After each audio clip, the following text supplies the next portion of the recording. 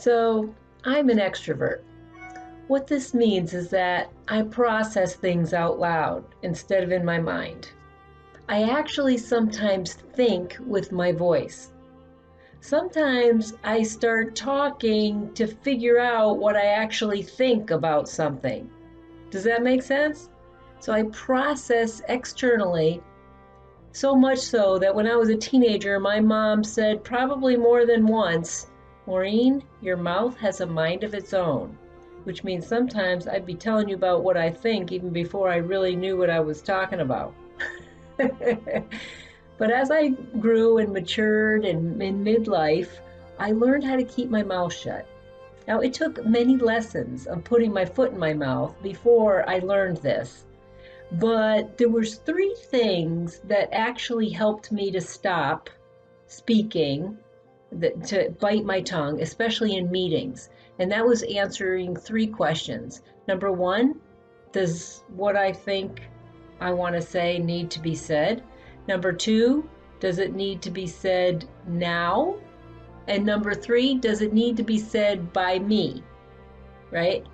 So today, in the ABCs of leadership, we're on the letter L, which stands for listen.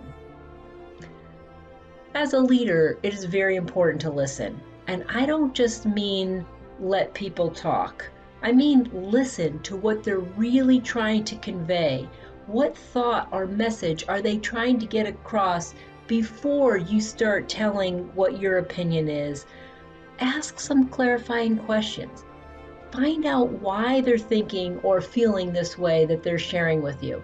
Dig deeper. The more you allow them to expand on their own thoughts and their own ideas before you give yours, this is when people really feel heard. And you know what? When people really feel heard, it doesn't matter what decision you make in the end, they're going to follow along with what you want anyways because they feel heard. So deep listening also, again, builds trust and better relationships.